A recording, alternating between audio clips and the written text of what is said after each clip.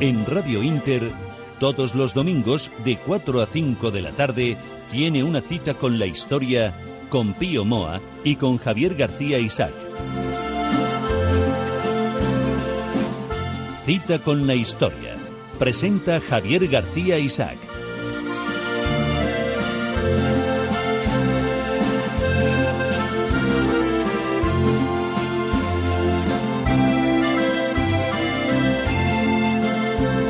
Pues cita con la historia, cita con todos ustedes y un domingo más con don Pío Moa.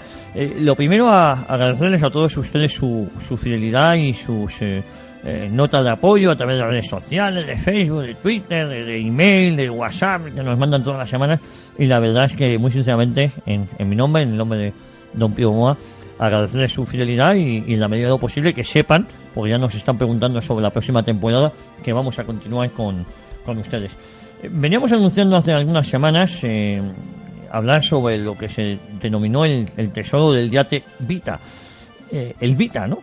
Vita. Y poco conocido, pero muchos expertos dicen que esto tiene muchísima importancia, tanto casi o más como la que tuvo lo del oro de Moscú, que quizás... En cierto sentido, no es una cosa bastante distinta. Distintas, eso. Pero tiene una importancia enorme y debiera ser conocida por todo el mundo en España porque refleja muy bien una situación y un carácter, ¿no?, de los políticos, de algunos políticos que de entonces, ¿no? Entonces nosotros vamos a poner nuestro granito de arena, Pío, que ir dando a conocer esto que hasta hace relativamente poco ha sido muy desconocido.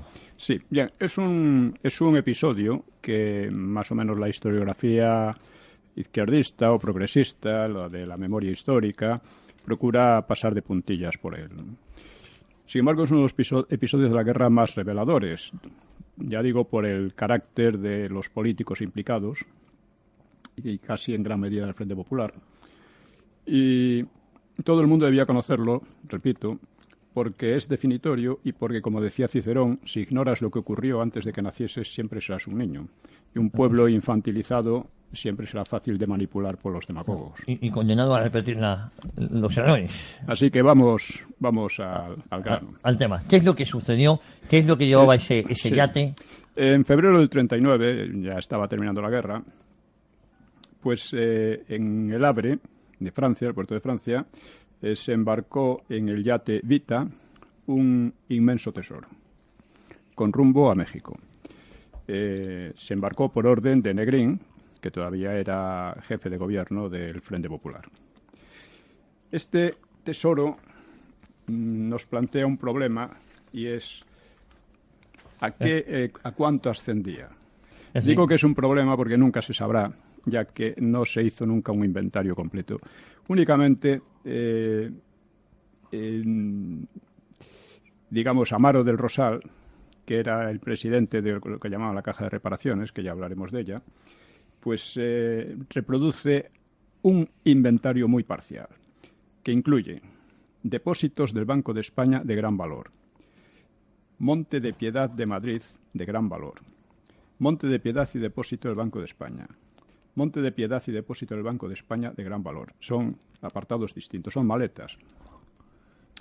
Cajón entrega Generalidad Cataluña oro amonedado.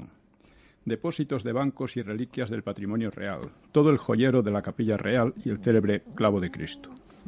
Objetos religiosos de gran valor artístico e intrínseco. Todo esto cito textualmente. De Amaro del Rosal, ¿no?, que era un dirigente socialista. Ropas y objetos religiosos procedentes de la Catedral de Toledo, entre ellos el famoso manto de las 50.000 perlas. Una colección de relojes, valor histórico y artístico. Colecciones de monedas de oro de valor numismático. Ejemplares únicos de incalculable valor histórico. Caja pequeña de madera conteniendo el monetario de la Casa de la Moneda de Madrid de oro. Mucho valor. Y así otros muchos por el estilo. Pero realmente, como el propio Amaro del Rosal indica, quedaron sin controlar los objetos empaquetados en cajas que eran el mayor volumen de la expedición. En el Vita fueron depositados cuadros de valor extraordinario, así como objetos de culto que pertenecieron al antipapa Benedicto XIII, el Papa Luna, el Papa Luna. Y todo tipo de material. ¿En cuánto se estima esto? Ya digo que no se puede saber porque no hay un inventario. Pero unos se ha estimado allí en México entre 500 millones de dólares. 500 millones de dólares. Sí, 500 millones, otros en 300. Negrín hablaba de 40 millones, aunque no tenía ni idea realmente de todo lo que había allí.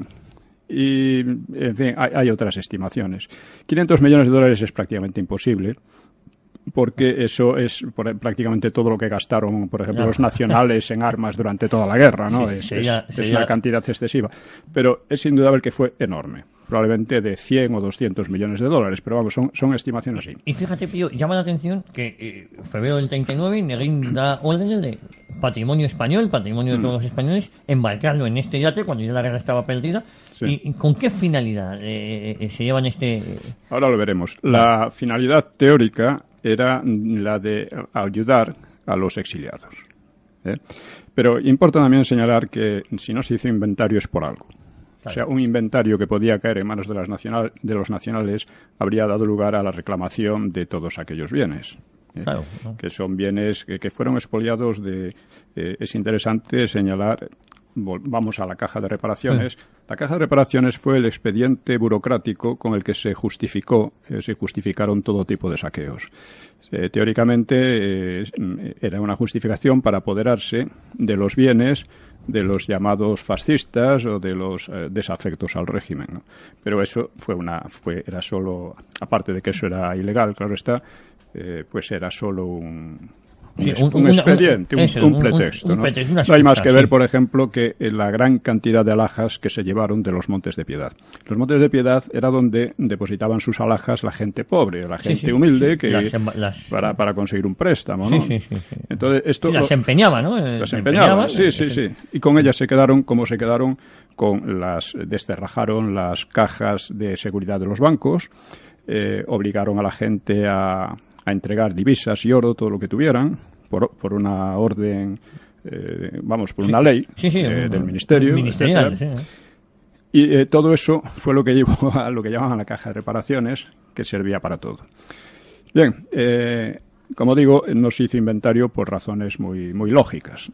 Gran parte, por ejemplo, de las monedas robadas por ejemplo, el Museo Arqueológico, monedas de oro, de plata, de gran valor, valor porque eran monedas únicas muchas veces, de Roma, de Grecia, de los visigodos, etcétera, tenía un valor histórico fundamental. Pues, por ejemplo, nunca se ha vuelto a saber de ellas, de la mayoría. Se sabe que algunas las vendieron a coleccionistas en USA, en Estados Unidos.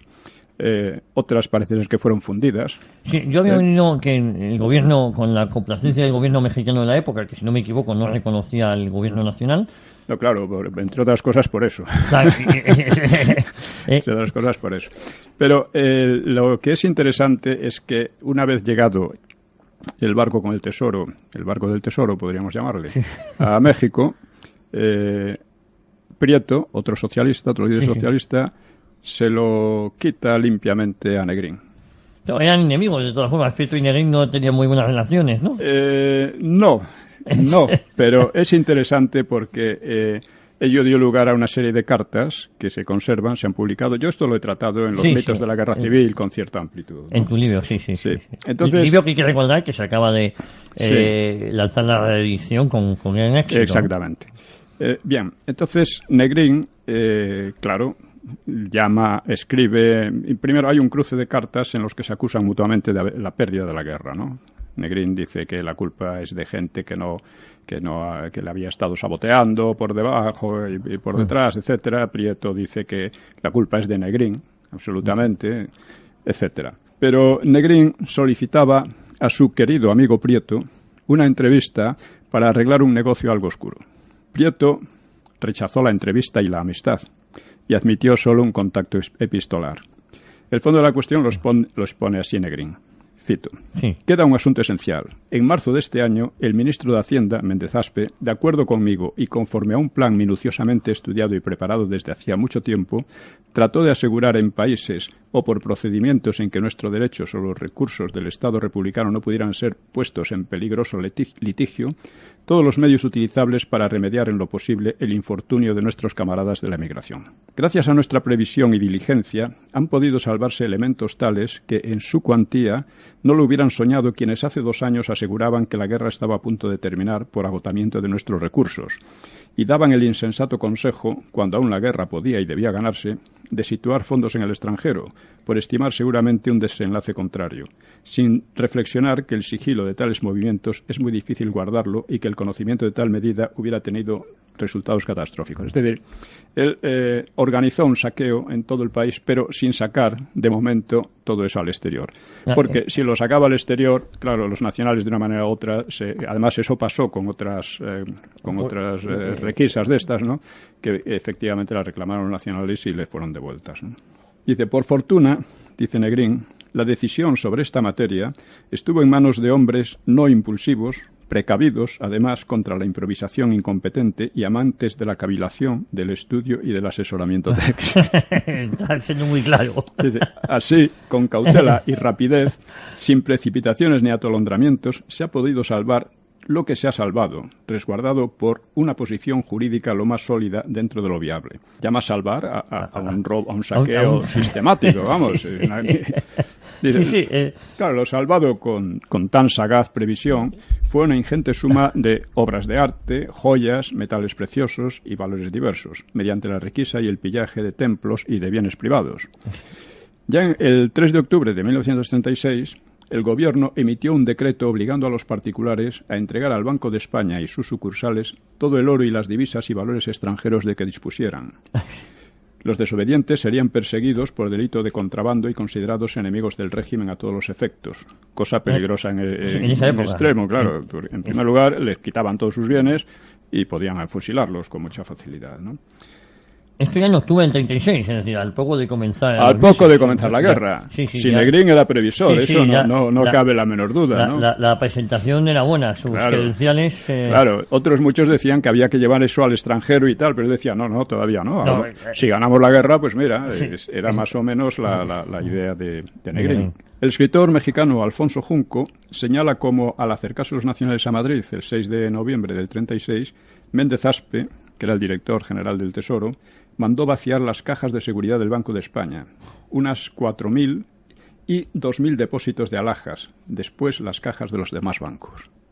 Y las cajas de seguridad que se supone que claro, eso es inviolable. Es inviolable. Pues es el propio Estado quien lo había. Entre otras cosas, desterrajaron la de Alcalá Zamora y se llevaron de allí sus memorias, parte de bienes que tenía, dinero, etcétera, parte también de los de su mujer, y esas memorias son las que han aparecido hace unos pocos años. Efectivamente. Y dice, 2 decretos de agosto del 37 trataron de obligar a la población a depositar en los bancos las joyas y gemas que les quedaran. Es decir, todo. Era un expolio sistemático. Sistemático. O sea, como no ha habido otra cosa en la historia de España, ¿eh? Y el 23 de marzo del 38, por orden del ministro de Hacienda, que entonces ya era Méndez Aspe, según Azaña era un morfinómano, hablaba en estos términos... Para que nos entendamos, morfinómano es lo que va a ser un heroinómano, un cocainómano, un drogadicto. Vamos. Un drogadicto, ¿no? Hablaba en estos términos, esto lo explica el escritor mexicano Alfonso Junco, ¿no? Dice, con el fin de salvaguardar los intereses de los titulares de cajas y depósitos de toda la banca acreditada en territorio leal al Gobierno de la República, procede que unos y otros pasen inmediatamente al Estado para que el Ministerio de Economía adopte las precauciones indispensables que garanticen en todo momento la integridad y el contenido de dichas cajas y depósitos. Claro. Era una cosa, verdaderamente, dice esto, que son palabras que merecen esculpirse en mármol por lo falsas que son, ¿no? Y ello permitió desterrajar muchas más cajas, incluso las de los Montes de Piedad, como hemos dicho, ¿no? Hay hay que decir que en esto participaron sobre todo los socialistas, también republicanos de izquierda y otros. Pero sobre todo los socialistas. Sobre todo los socialistas, porque fue desde el gobierno de Negrín, que era socialista, ¿no? Y hay un comunista que se llama José María Rancaño, era de segunda fila, que comenta sobre esto, dice... Entre estas alhajas estaban las alianzas de bodas de centenares de gentes modestas, leales además a la República, lo que llama la República, y los recuerdos familiares de cientos de familias sacados de los Montes de Piedad donde estaban empeñados. Primero salió la disposición, decreto lo que fuera, ordenando la entrega de las alhajas en los bancos. Después se bloquearon las cajas de alquiler y los depósitos de los bancos, así como las existencias de los Montes de Piedad. Y en los primeros días de noviembre se procedió a abrir con soplete las cajas de alquiler. no se hizo relación del contenido. No, se mezcló todo y se lo llevaron. Así llenar, por lo que Rancaño supone que muchos géneros desaparecerían. Otro aspecto de este saqueo fue el Museo Arqueológico, que ya lo mencionamos antes, pero conviene, dice, el 6 de noviembre del 36 explica el catálogo de una exposición que se hizo de gabinete a museo sobre la historia del Museo Arqueológico. Dice, se recibió la orden de incautación de las monedas de oro. El personal facultativo, ante una orden terminante pero contraria a su cometido, consiguió salvar algunas importantes piezas, burlando con grave riesgo personal la vigilancia de la entrega, escondiéndolas entre sus ropas y en los recipientes más a mano para posteriormente, envueltas en sus papeletas, ocultarlas o incluso enterrarlas en el jardín.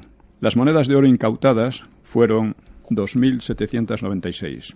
60 griegas antiguas, 830 romanas, 297 bizantinas, 322 hispano-visigodas, 585 árabes, 94 españolas medievales y modernas, 543 extranjeras y 67 medallas. De ellas se sabe que las hispano-visigodas las compró el gobierno mexicano al gobierno republicano en el exilio y parte de las árabes la Hispanic Society. El paradero del resto se desconoce.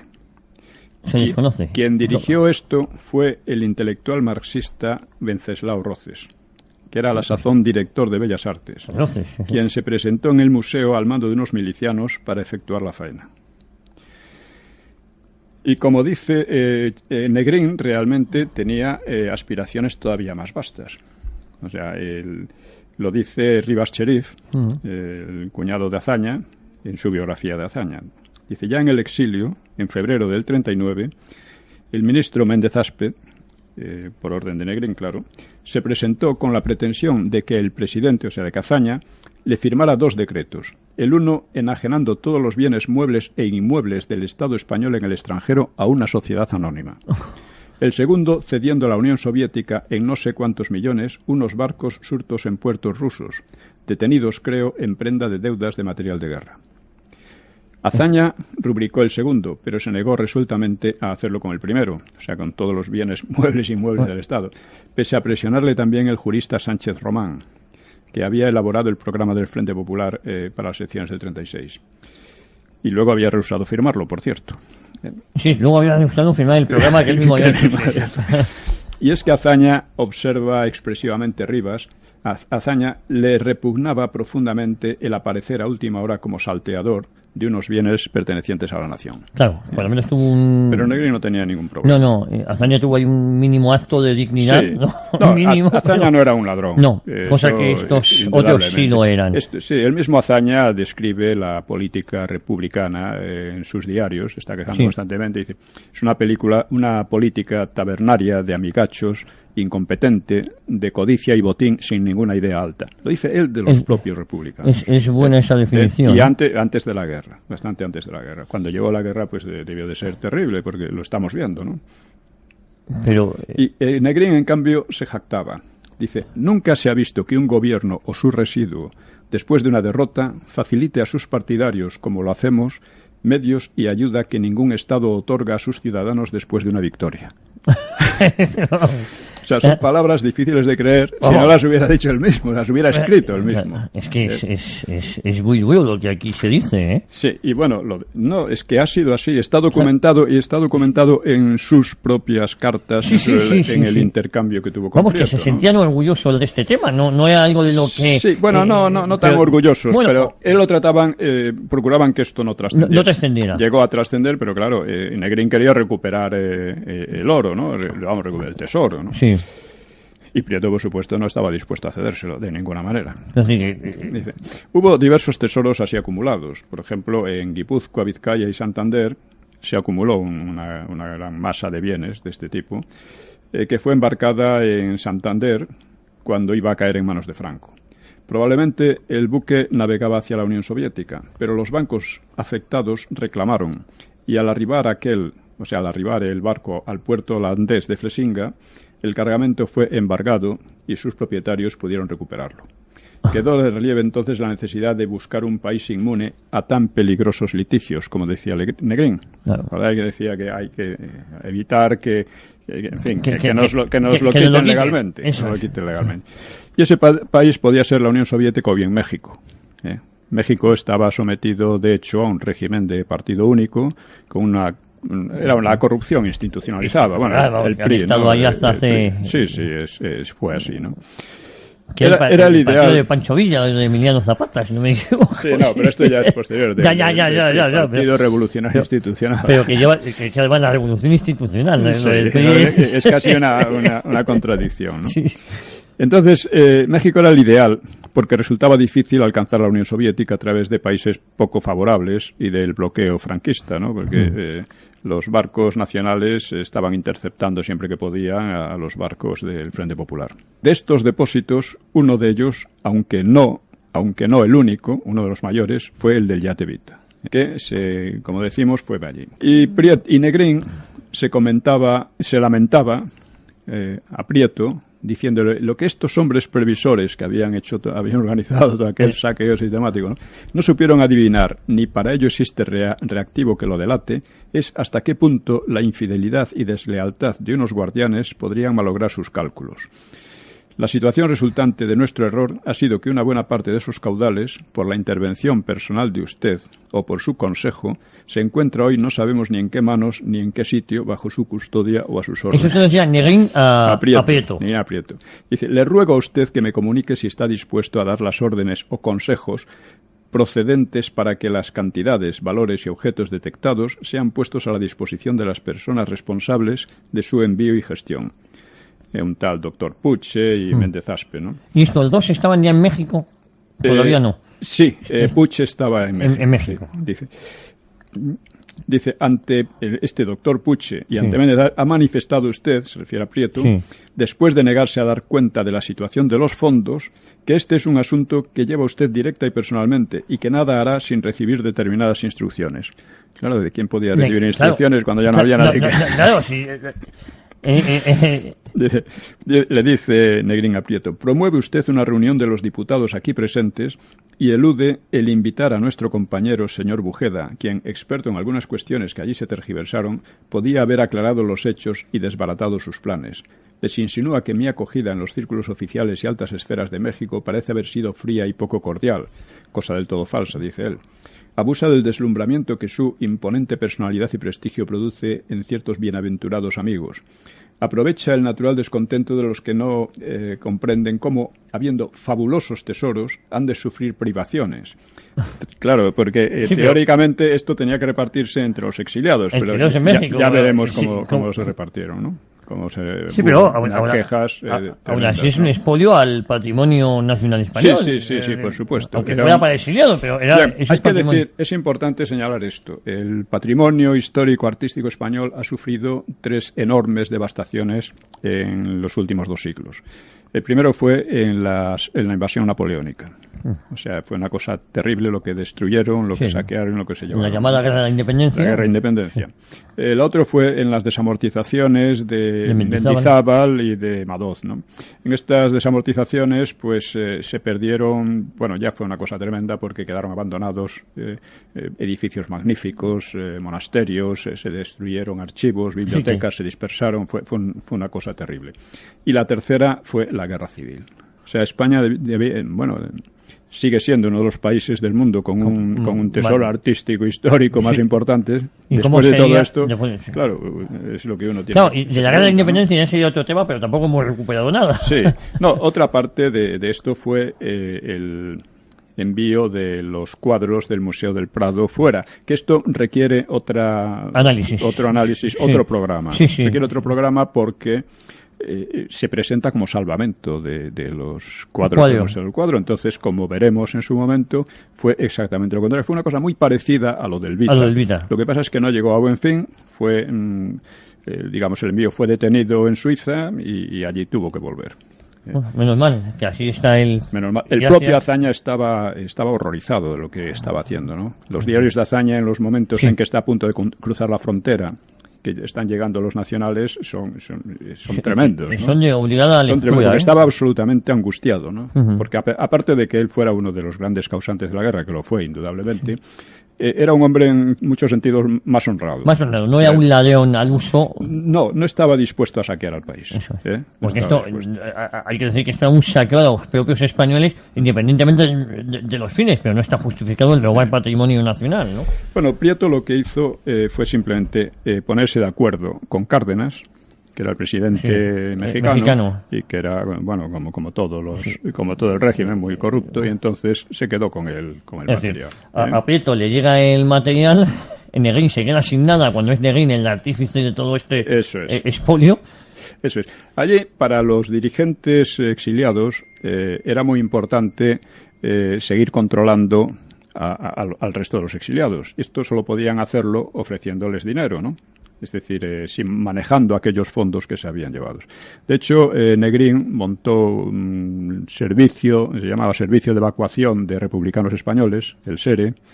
Dice, su funcionamiento y sus fondos siguen envueltos en el misterio a día de hoy. No se sabe muy bien dónde está nada de eso. Sí, los que pidieran ayuda al SERE tenían que firmar una nota diciendo: considero al SERE como el único organismo habilitado para administrar los fondos recibidos de la solidaridad internacional y que le llaman solidaridad internacional y que administra el último gobierno constitucional de España. Pero por eso quería recuperar los bienes del Vita, que tenía otros aparte el SERE, no era lo único.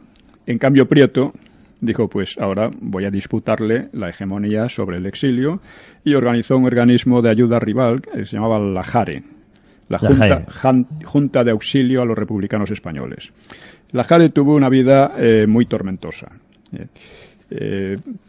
Primero, sufrió muchas, igual que el SERE, ¿no? Pero más aún, sufrió muchas denuncias, ¿no?, de gente que se sentía postergada, ¿no? Podemos citar alguna, ¿no? Sí, que se ponía en contacto con el JAE.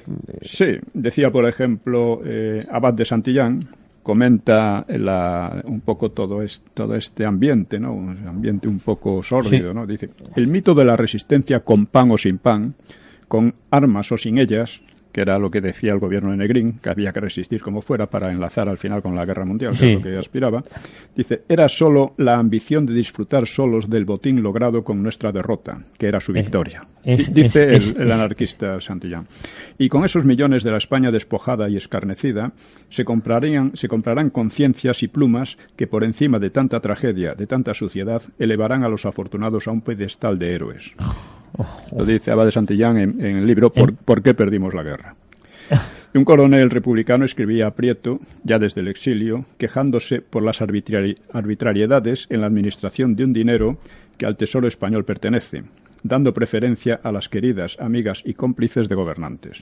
Mientras los militares profesionales, que no pertenecemos a ningún partido político ni formamos parte de las camarillas de los dirigentes, no podemos encontrar admisible y honesto que el fantasma del hambre que ya hemos conocido en nuestros hogares nos amenace de nuevo. Publicó otra carta en la que denunciaba la fabulosa fortuna de Prieto.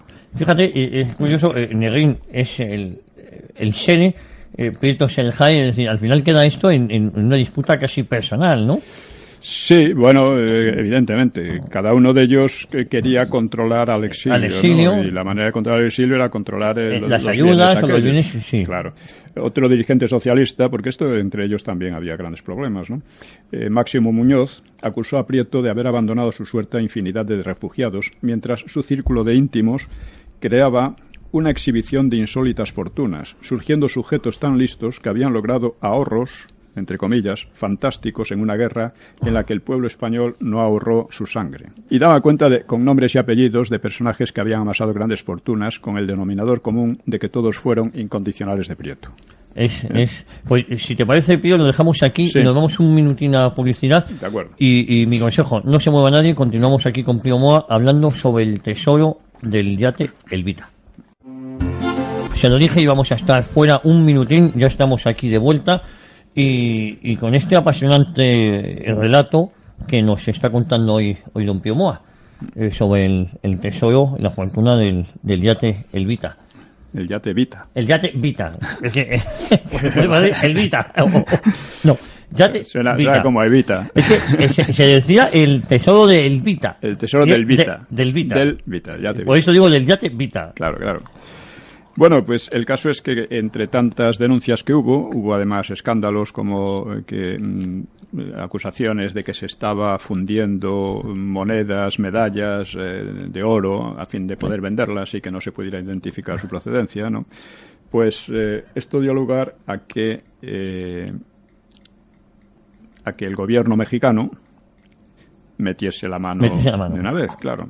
Y entonces la JARE fue sustituida por la CAFARE, una comisión administradora del Fondo de Auxilio a los Republicanos Españoles, que estaba mediatizada por el gobierno mexicano, aunque bajo el administrador nominal era un republicano de izquierda llamado Carlos Esplá, del grupo de Azaña, ¿no?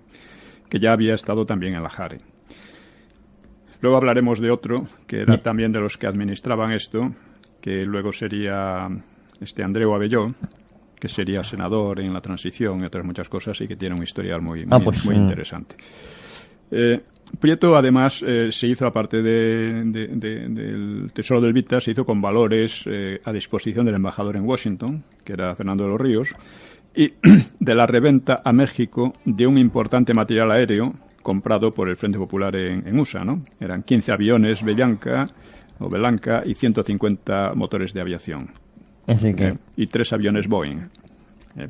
Todo eso, digamos, de todo eso dispuso Prieto. Dispuso de unos medios increíbles, ¿no? Increíbles, ¿no? Y también lo que hizo Prieto también es depositar en USA, ¿no? Una fuerte suma de oro. En USA, en Estados Unidos. Sí, en Estados Unidos. Y luego, ¿sabemos el destino luego nos lo cuentas? Sabemos algo del destino de las cosas, ¿no? Una pequeña parte del tesoro se vendió por 8 o 10 millones de dólares, pero una parte mínima, ¿no? Sí. Dice, los fondos sirvieron para promover también empresas, la mayor parte de las cuales quebraron.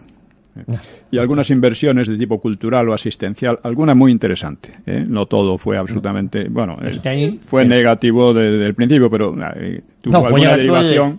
Por ejemplo, sirvió para algunas inversiones culturales o asistenciales, ¿no? Claro, pero fueron también, siempre fue, claro, un medio de corrupción y presión política, ¿no? Pero también para facilitar la emigración de Francia a América, al llegar la Segunda Guerra Mundial, en lo cual también fue importante el papel de la dictadura dominicana de Trujillo. ¿Ah, sí? Sí, Trujillo admitió a muchos y facilitó a muchos exiliados del Frente Popular, ¿no? Es curioso, ¿eh? Esto hace extraños enemigos, extraños amigos. Bueno, tanto Negrín como Prieto hablaban de atender a las necesidades de los exiliados, pero las ayudas llegaban siempre con preferencia, como hemos visto, a exaltos cargos del régimen que no sufrieron los campos de concentración franceses, porque la mayor parte de los que pasaron a Francia fueron unos campos de concentración terrible, ¿no? O pronto salieron de ellos y apenas llegaron a las masas de a pie. En su competencia por atraerse a las personas decisivas, porque tanto Negrín como Prieto querían atraerse a la gente influyente, la JARE les pasaba la alta asignación mensual de 5.000 francos, doble que el SERE, que dejó de funcionar a mediados del 40, ¿no? Mientras innumerables solicitudes eran denegadas, teóricamente, por falta de fondos. Así lo muestran los balances de la organización. El SERE ya a mediados del 40 ya desaparece. El organismo de Negrín desaparece. Sí. No se sabe de los fondos, no se sabe nada, ¿no? La cantidad en realidad, en el balance de septiembre del 39, la cantidad dedicada a socorros a los refugiados de tropa apenas sobrepasaba el 10% del total de las ayudas, mientras que las habilitaciones de la Diputación Permanente de las Cortes y de la Generalidad ocupan casi 2/3 del total gastado. 2 tercios. Es que todo se iba a crear influencias, redes de influencia entre los altos cargos. Y los demás realmente... no lo vieron. Les llegaban las migajas, ¿no? Es decir, el soldado de a pie o el que había peleado a este no le tocó nada. No le tocó casi nada. En cambio, las jerarcas del partido, sobre todo el Partido Socialista, sí les llegaba. Es importante que estos hechos están documentados y son reales. Y, sin embargo, aquí en este programa siempre nos esforzamos en dar datos más que opiniones, ¿no? Sí, sí. Pero es sorprendente la discreción con que se ha tratado por la historiografía de izquierdas en todos estos años. Es algo verdaderamente chocante, ¿no? Porque es algo muy definitorio, ¿no? Y luego, pues está también, en fin, todas estas... quiere decir que no solamente los socialistas, el gobierno socialista organizó esto, ¿no? En realidad lo hicieron todos. Los anarquistas, socialistas sobre todo, ¿no? Se dedicaron desde el principio de la guerra a expoliar, una de las cosas fue a expoliar domicilios particulares. Los anarquistas catalanes, al perder la guerra, pues protestaban de que apenas recibían ayuda. Pero porque habían cometido el error de dejar a la Generalitat, o sea, a Companys, la mayor parte de los fondos que habían robado en las casas, ¿no? En las calles, en general, ¿no? En las iglesias y demás. Entonces García Oliver fue ministro de Justicia, había sido un terrorista anarquista, explica en sus memorias: nos enteramos de que Tarradellas disponía de fondos destinados. Tarradellas era entonces un político muy extremista. Luego, a la vuelta, es uno de los, cambiado. Fue uno de los que aprendió de la experiencia, ¿no? Que no todos lo hicieron, ¿no? Sí. Nos enteramos que Tarradellas disponía de fondos destinados a la ayuda económica a las personalidades catalanas. Dice él: le pedí explicaciones y las que me dio sobre los tesoros confiados en depósito a la Generalidad eran un subterfugio alejado de la verdad. Tarradellas, que durante mucho tiempo dispuso de un avión para su uso personal, hizo con él muchos viajes a Francia. Las cuentas del gran capitán que me dio sobre la suerte de los tesoros del Comité de Milicias. El Comité de Milicias fue el primer pseudo-gobierno que montaron los anarquistas cuando se hicieron con el poder en Cataluña al principio de la guerra, ¿no? Y sus alegatos de la incautación, porque Tarradellas le decía que aquellos tesoros los habían incautado los carabineros de Negrín. Los carabineros fue un cuerpo especial que creó Negrín. De manera ilegal, por otra parte, pero un cuerpo que era prácticamente una guardia de corps para él, ¿no? Dice que un mes antes de escapar de Barcelona, los carabineros de Negrín se le habían quedado todo. Esa fue la justificación que dio Tarradellas. Pero sabemos que la Generalitat se había dedicado durante la guerra a sacar lingotes de oro y mercancías valiosas a Francia. Esto lo dice el mismo Azaña, ¿no? García Oliver presionó entonces a Companys. Fue a hablar con Companys y le presionó con amenazas. Dice: hay algo del pasado que concierne a las actividades del gobierno de la Generalidad y que podía dar lugar a situaciones delicadas, tanto para ti, como presidente de la Generalidad, como para los sucesivos gobiernos que la gobernaron. Me refiero a los tesoros depositados en la Generalidad por el Comité de Milicias, por cuyas entregas se extendieron recibos. De sobra sabes que con uno solo de estos recibos pueden los de allá, es decir, los nacionales, promover un proceso y demandar la extradición del consejero Ventura Gasol y del presidente de la Generalidad, es decir, el propio Companys. La amenaza de ser extraditado a España, estaban ya en Francia exiliados, era fuerte, ¿no? Pero Companys no se lo tomó en serio. Repitió la versión de Tarradellas sobre los carabineros, pero situando el suceso en una fecha diferente. Esa fue la justificación que dio... La justificación. Azaña habla del timo de 5 millones de francos hechos por la Generalidad a la hacienda del Frente Popular. Fue enviada a Francia unas cajas con oro y valores por valor de 5 millones de francos, y a las 48 horas de ser depositadas en París se evaporaron.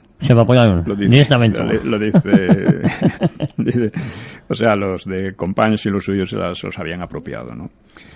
También hay otro caso curioso, que es el PNV.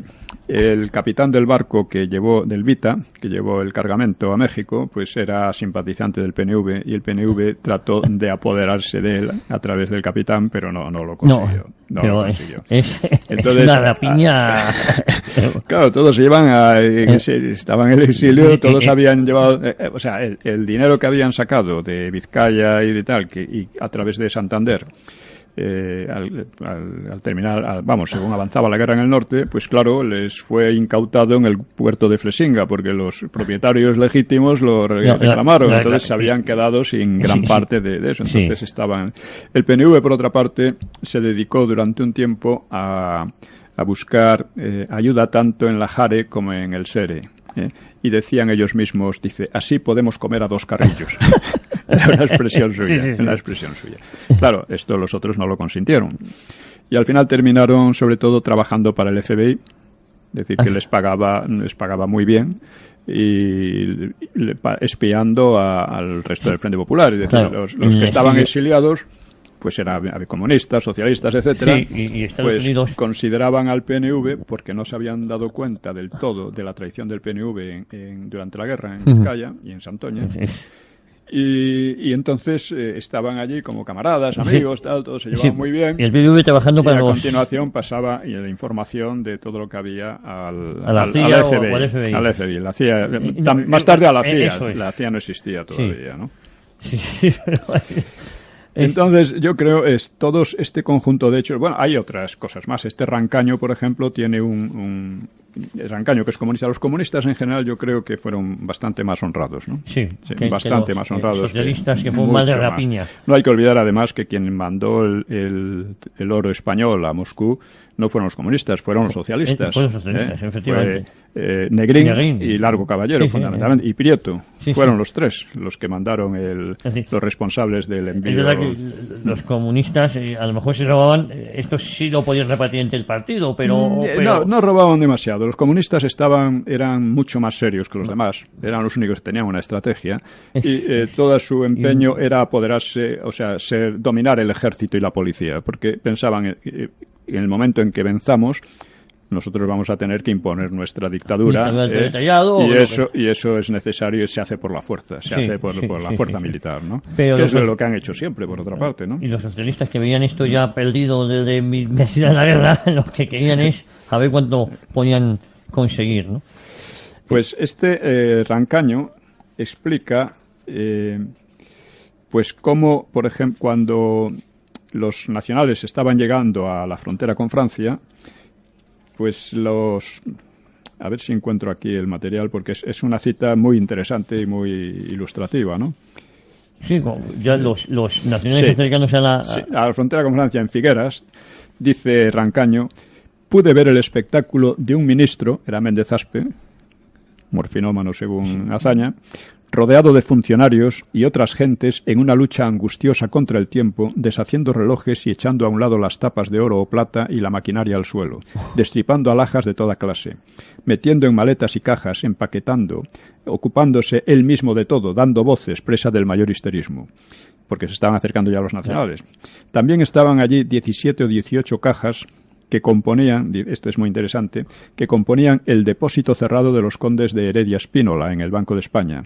Cajas que yo conocía muy bien porque tuve que defenderlas contra la insensatez de unos intelectuales que pretendían que se las entregásemos en Madrid, cuando yo ejercía el control del ministro en el banco. Argumentaban los intelectuales aquellos, que había en aquellas cajas autógrafos valorados en millones de libras esterlinas, del gran capitán y de no sé quién más, que fue justamente la razón por la que no se las entregamos. No. Y todo esto, porque esto nos estamos quedando boquiabiertos. Sí, se llevaron colecciones filatélicas raras, en fin, había de todo tipo de cosas. Y esto, muchas de estas habrán caído en manos privadas o en coleccionistas, sí, muchas fundidas. Muchas se han perdido, ¿no? Por ejemplo, otro aspecto es la alianza de intelectuales antifascistas. Se instaló aquí en Madrid durante un tiempo en el Palacio de Zabálburu, que queda cerca de Cibeles. Sí. Y esta casa, en ese palacio, tenía una de las mejores bibliotecas de libros antiguos del mundo. Y quienes estaban allí eran Rafael Alberti, quienes lo dirigían, y María Teresa León. Se aposentaron también en el palacio, donde organizaban fiestas y actuaciones teatrales. De esta manera, la valiosísima biblioteca se salvó del destino de tantas otras que fueron simplemente destrozadas. Esta por lo menos estaban aquí y estaban allí y se salvó. Pero, en cambio, al terminar la guerra, pues pudo comprobarse la desaparición de unos 900 libros antiguos de enorme valor. entre ellos un códice medieval, el libro Becerro de Arlanza, 22 incunables, una primera edición del Quijote, etc. También había desaparecido la colección de monedas de oro y otros numerosos objetos de plata, que indudablemente fueron expropiados por alguno o algunos intelectuales antifascistas. Sí, se le podía haber preguntado en su momento a Rafael Alberti si tenía noticias de algo de esto. Sí, Araquistain, que era un intelectual orgánico del PSOE y de la guerra civil, ¿no? Él mismo decía, ¿no?, que había que ir a la guerra civil. Luego en el exilio, definió al exilio como una admirable numancia errante que prefiere morir gradualmente a darse por vencida. Así dice. Bueno, pues Constancia de la Mora, que era la mujer de, ¿cómo se llama? Bueno, del que llevaba la aviación, Hidalgo de Cisneros. Sí, eso es. Pues que era comunista, ¿no? Acusa a Araquistain de haberse llevado a Francia buen número de libros en ambulancias militares, libros valiosos, sí. Claro, ambulancias militares. Ambulancias para transportar papeles y alfombras, dice ella, cuando nuestros heridos no podían escapar a la barbarie de los fascistas por falta de ellas. Es que, claro, o sea, son las descripciones. Son dantescas todo son esto. Dantescas, claro. y son completamente desconocidas. Y es necesario que se conozcan porque, si no, estas historias extravagantes de la memoria histórica pues se imponen. Claro, es que tú, Pío, has hecho un comentario muy acertado que desde este programa no pretendemos dar opiniones, sino datos. Sí, exactamente. Esto lo he explicado a fondo en los mitos de la guerra civil, junto con otras muchas historias. Sí, pero no hay que dejarlo, esto hay que repetirlo continuamente porque esto, son grandes desconocidos. Sí. Otra cosa también que tiene cierta relación con eso, aunque se expoliaron muchas bibliotecas, muchas más se destruyeron. Sí, se destruyeron bibliotecas valiosísimas en monasterios, en seminarios, en casas particulares, y es interesante que hay un poema de Alberti que se jacta de ello. Voy a leer algunas. Dice Alberti. Dice: viene al cuento los expresivos versos de Alberti donde exalta, no sin un punto de turbia melancolía, la destrucción en sus aspectos material y humano. Dice: palacios, bibliotecas, esos libros tirados.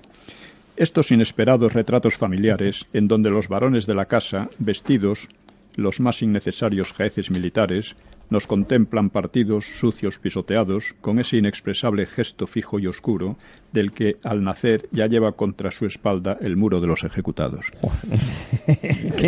Es lapidario, ¿eh? Alberti participó en la Checa de Bellas Artes. Sí. Eso es, y María Teresa León se jacta en sus memorias de haber hecho delaciones de supuestos fascistas que les costaban la vida probablemente, ¿no? Pero se jacta, lo ve como una cosa muy interesante. Bien,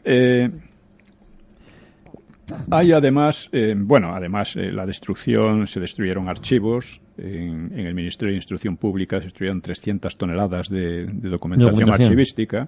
Se destruyó en la Delegación de Hacienda de Madrid, se utilizaron los archivos y libros por toneladas para calentar el edificio. Son cosas que uno se asombra por cuando se ha intentado crear la leyenda de que el Frente Popular representaba la cultura, la honradez, etcétera, ¿no? Claro, esto recuerda, ya digo, la frase de Azaña sobre la política republicana de incompetente, de codicia y botín, etcétera, ¿no? Tabernaria, me ha gustado. Tabernaria, sí. Lo dice así en estas. Quiere decir que esto no es algo que hayan inventado lo que llaman los fascistas, ¿no? No, esto sucedió. Los franquistas acusaban de esto y documentaron muchísimas cosas, pero desde luego no son ellos mismos. O sea, todo el material, todos los testimonios están en ellos mismos. Claro, y nada, Pío, ya queda poco tiempo. El gobierno español, no sé si reclamó en esa época, claro, el gobierno de Franco estaba muy mal visto en los años 40, sobre todo en el año 46-47, después de perdida la guerra. ¿Pudo reclamar, pudo hacer algo para recuperar algo de estos tesoros? El problema es que México se negaba a tener relaciones con España. Claro, estaba claro. Una de las razones era esa, indudablemente, ¿no? Se sabe que la mujer de Cárdenas la vio con pendientes y joyas que indudablemente procedían del Vita. O sea, no les interesaba lo más mínimo. Y eso lo disfrazaban diciendo que bueno, es que no querían tener tratos con un gobierno fascista, cuando resulta que el resto del mundo tenía tratos con el gobierno de Franco. Sí, sí. Son de estas cosas que se explican fácilmente cuando uno conoce el trasfondo, ¿no? Bueno, y vamos a hablar de otro aspecto. Uno de los que llevaban la administración de los bienes del Vita era este Andreu Abelló. Este Andreu Abelló, que se suponía un exiliado más, que pasaba penurias y tal, aparece un buen día, unos años después, en Tánger, y aparece montando nada menos que un banco. El Banco Inmobiliario del Mediterráneo, en francés. La Banca Inmobiliaria de la Mediterránea o algo por el estilo. Y poco después entra en España, es decir, no tiene problemas. Es decir, como muchos otros, pues que parece que aquí no podía entrar nadie que tuviera un pasado. Este era uno de los fundadores de la Esquerra de Cataluña. Bueno, pues este señor monta ese banco y poco después está, evidentemente, con fondos procedentes del Vita, no podía ser de otra manera. Monta un banco en Tánger, y poco después entra en España, va a Cataluña y allí, pues, entra con sus fondos y tal en Banca Catalana, que llevaba Pujol. ¿De qué año estamos hablando? ¿De los 80? Estamos hablando... No, esto es de los 60, 50, de los 60, finales de los 50, 60, sí. Así que ya vine a España sin ningún tipo de problema. Sí, como otros, muchos nacionalistas catalanes, separatistas catalanes volvieron, incluso en los años 40 a España. Bien, el caso es que aparece ahí en la banca catalana, que ha tenido una historia de fraudes también muy considerable. Que esa es otra cosa que se tapa continuamente, ¿no? Se tapa, bueno, los socialistas casi lo llevan a fondo, pero se intimidaron cuando Pujol se envolvió en la bandera catalana y esto es un ataque a Cataluña. Y el no era un ataque a Cataluña, era un ataque a banca catalana porque había cometido fraudes. Claro.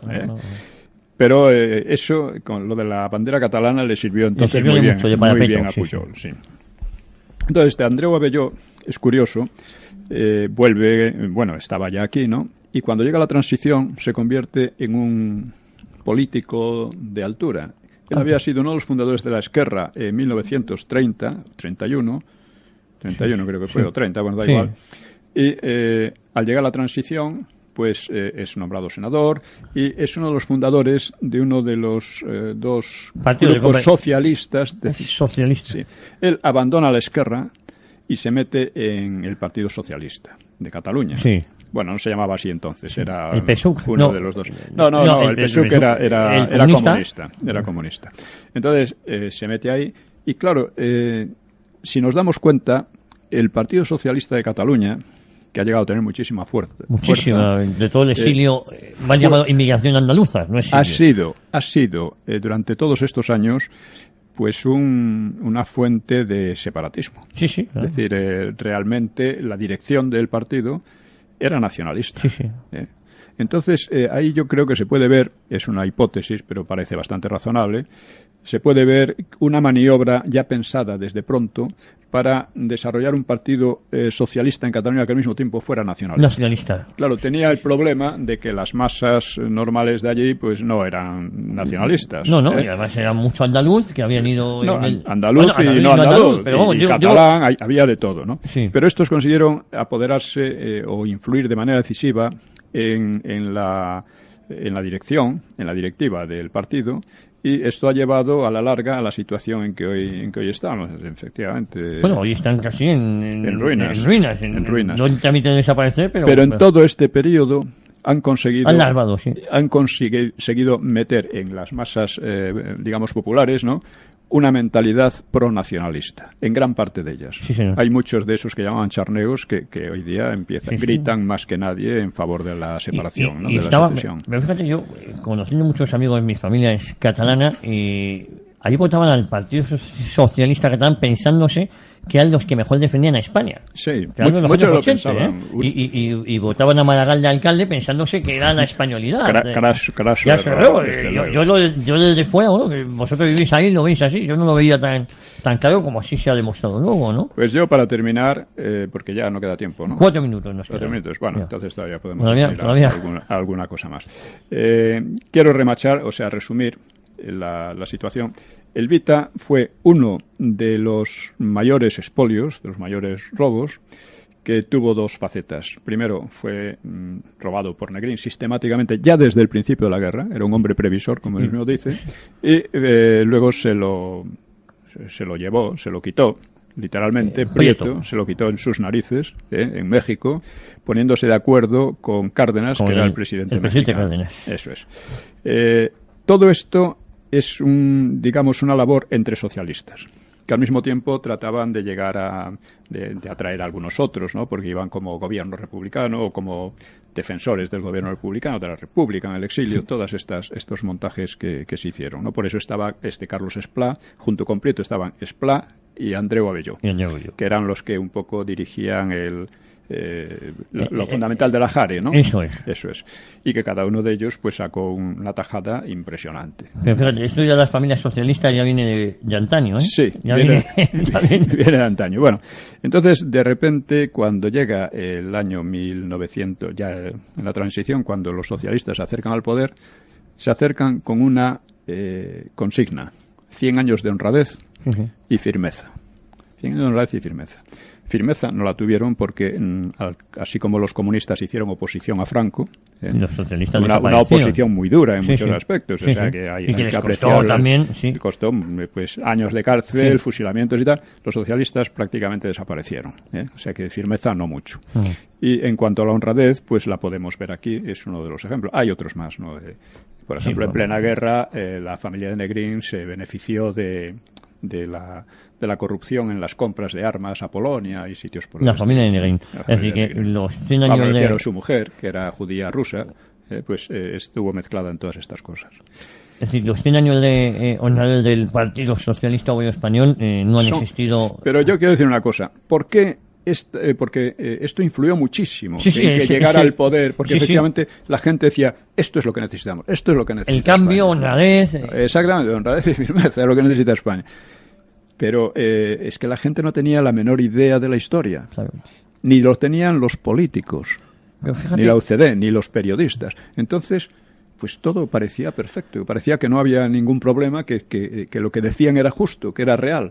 Pero no era real, porque además llegan al poder y inmediatamente empieza la corrupción en masa, ¿no? Bueno, efectivamente la corrupción institucionalizada empieza con Felipe González, ya en masa. Yo no entiendo bien por qué los socialistas son tan proclives a la corrupción, porque los comunistas no lo han sido. No, eso es verdad. En general no lo han sido. Cada uno lo ha suyo y los comunistas no lo han sido. Y entre los republicanos ha habido de todo, pero Azaña, desde luego, tampoco se puede decir que fuera un corrupto. No, incluso pero entre los socialistas es una cosa extraña, pero es así. Bueno, pues yo creo que ahí queda nuestro granito de arena y la gente que se instruya, y para que se instruyan, mi consejo es que lean Mitos de la Guerra Civil, porque ahí no das opiniones, sino que das hechos y los documentas. Exactamente. Bueno, Pío, muchísimas gracias. La semana que viene más y prometemos muchas más sorpresas. Seguiremos, hablaremos de del nacionalismo catalán. Vale, pues la próxima semana te emplazo nacionalismo catalán, y además un problema que no se ha arreglado porque seguimos con el latente. Quizás el problema de sus bases ideológicas, la base ideológica del nacionalismo. Pues la semana que viene, nacionalismo catalán. A todos ustedes, muchísimas gracias por habernos acompañado un domingo más. No nos olviden, y aquí les prometo, si Dios quiere, volveremos el domingo a las 4 de la tarde. Muchísimas gracias.